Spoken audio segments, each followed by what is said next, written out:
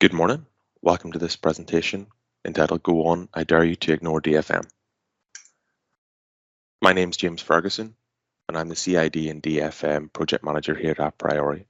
Before joining the team, I was an engineering manager at an automotive firm where I worked mostly in body engineering.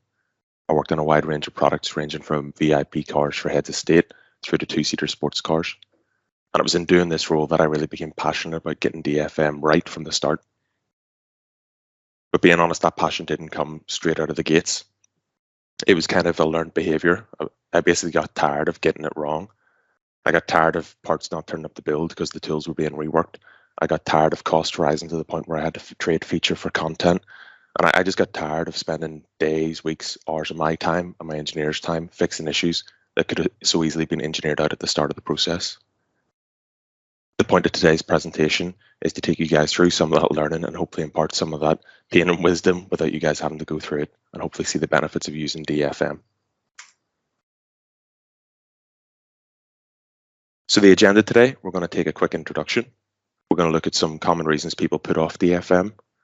We're going to look at the effect that ignoring that DFM may have, and then we're going to run through some hypothetical case studies just to articulate that message a little bit more. Design for manufacturing, or DFM, if you haven't heard called that before, is very simply put the optimization of a part, product, or a component to make it easier to produce or cost less. It's absolutely vital to consider DFM during early concept development, although it can be done at any stage. The reason for that is basically trifold. The cost of change increases, so how much it costs to make the same thing at the start of the process versus the end of the processes are dramatically different. The effect of the change increases, that is to say, you can change much more for much less effort at the start of the process than you can towards the end, when perhaps interfacing parts or components have started to firm up their designs and their tooling routes. And then the ability to change decreases for much of the same reasons. You can change far less towards the end of the release. Common reasons to put off DFM. I'll be honest, these are phrases that I've either myself said or heard. And I get it that nobody starts out to do a bad job. But what we can do is lose sight of what we should be doing versus what we are doing. And that's one of the reasons that I constantly hear is that we're too busy, we're swamped, we're stretched in our roles, and we just can't take time out to do design for manufacturability in its own. For this product, time to market is more important. That's often the case when we're trying to reach a spring deadline or a fall deadline to try and be the first to market or get a new model year released before the end of the year. But we often forget that DFM entitles us to get the design right the first time through. So doing it directly contributes to how quickly we can get the product to market. And the design team says they need that feature. It's sometimes hard to see people's priorities for your own priorities. And sometimes we need to make sure that we're telling the likes of the design team or the project management team the impact of what they're asking for. So have we went back and told that design team that, hey, you might want that split line there, but it actually makes the size of the tool 3 times bigger, or it limits us to one production route, or it limits us to 1 or 2 suppliers in the world. So it's really about conveying the impact that their direction may have on our designs. Just building on that a little bit more, these are what I've called engineers' confessions. And again, these are phrases that in a past life I have definitely said or heard said in reviews. It's widely regarded that we can contribute up to 80% of a design's cost within the first 20% of the time spent designing it. We can machine those parts, we can use stainless steel, fit this part before that part, welding it looks better. These are all phrases that we can say with such freedom in early design reviews.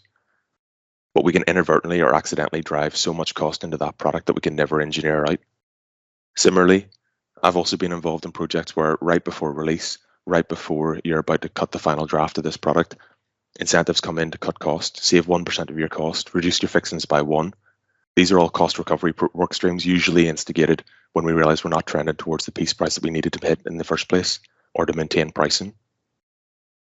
It's absolutely the right behavior to do. We should always make sure our designs are as lean as possible. But if we spent that same time up front instead of at the end of the program, for the reasons highlighted in that first slide, we can influence more for much more less effort and for much bigger rewards as well. So it's important to remember that we're applying the same amount of effort throughout the design process. We're just front loading it so we have an easier time towards the end of the release. Ignoring DFM, and in this work stream, we're going to focus on the cost effect that might have. The easiest way to articulate this, I think, is through a hypothetical model. So say that our department, our team, our company has won a contract to supply a basic bracket. We've received a basic sort of design spec. We want to do 10,000 units a year for a couple of years. It needs not to rust. It needs to operate in reasonable high environments. And there's also pressure for possible in-house production. This is a pressure that I felt myself when perhaps you've spent £2 or £3 million on a new 3-axis mill or a CNC router or whatever it might be. There's sometimes internal pressures and pulls that we feel that we need to design with it in mind.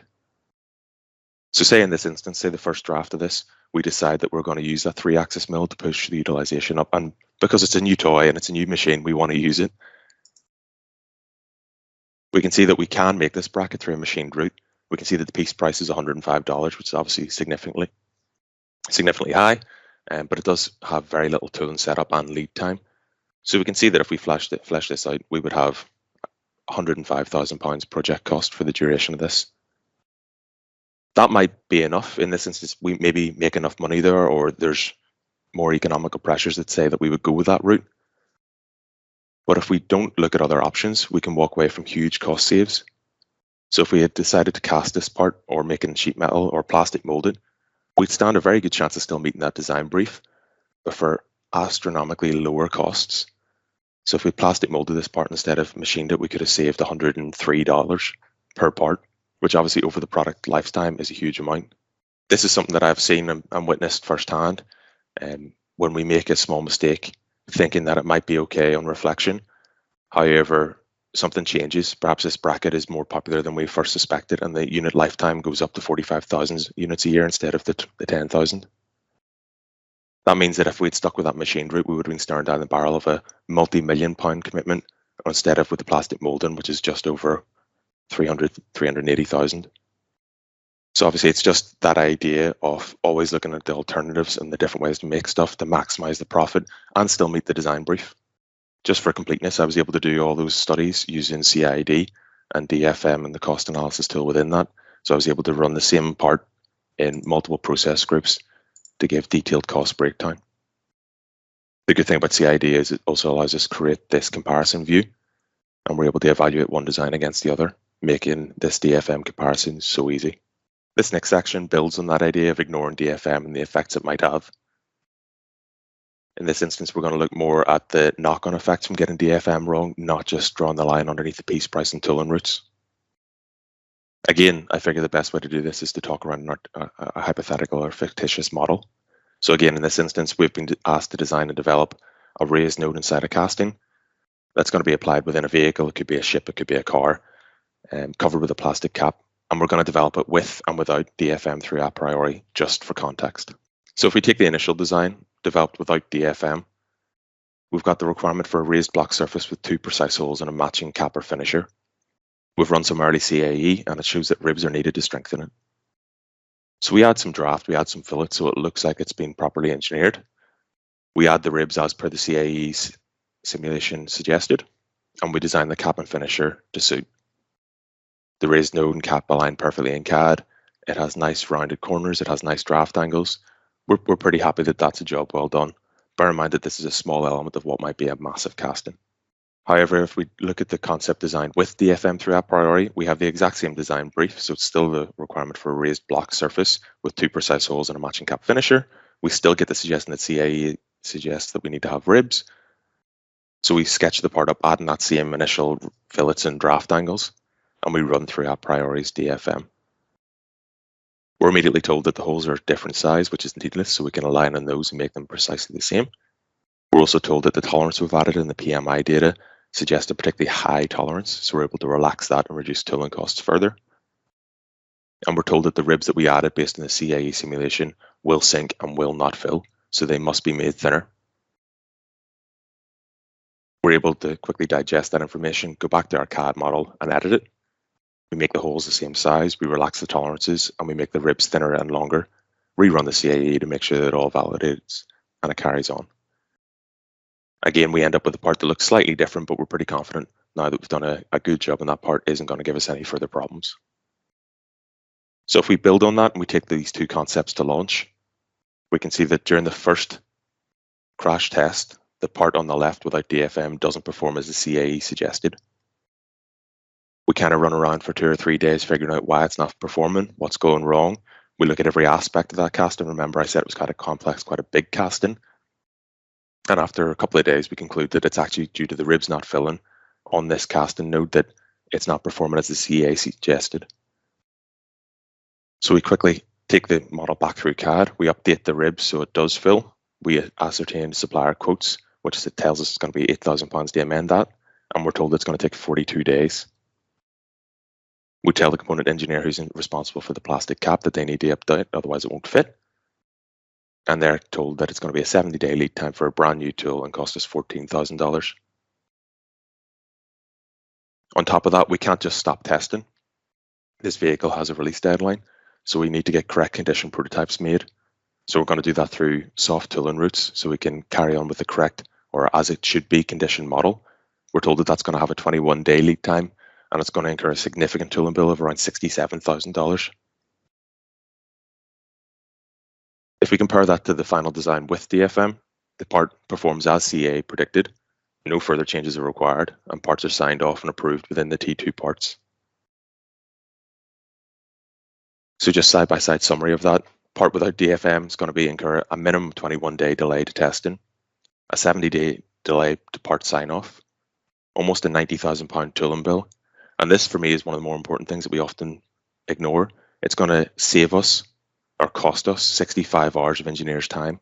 That's time spent revising CAD drawings, time spent doing studies into root cause analysis, time spent in change management meetings where we're explaining the new tools and managing that part in, and all the work that goes with managing in prototype tools to a build or a test environment. We can absolutely see that not only is the design on the right first time, it gives the engineers so much time back. It just gives them an easier ride. And that, for me, is the real benefit of DFM. Yes, it means that we're always paying the bare minimum piece price and the most appropriate tooling route.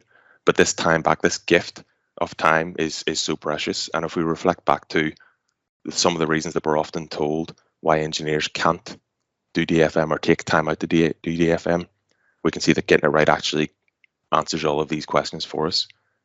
So using aPriori DFM early results in time saved fixing issues, ultimately reducing engineering change orders or engineering change requests, whatever we might call that, which means that we get a direct support of a faster time to market.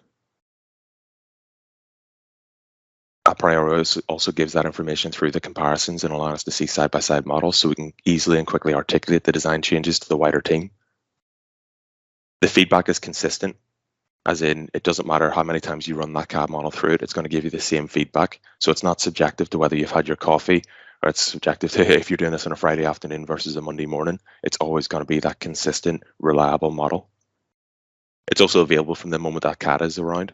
So as I said, it didn't draw out that design process. As soon as we had that first casting node with some manufacturability constraints applied, such as draft angles and fillets, we were able to just quickly run it through DFM analysis through CID, and we got that instantaneous feedback. For me, this is kind of the point of today.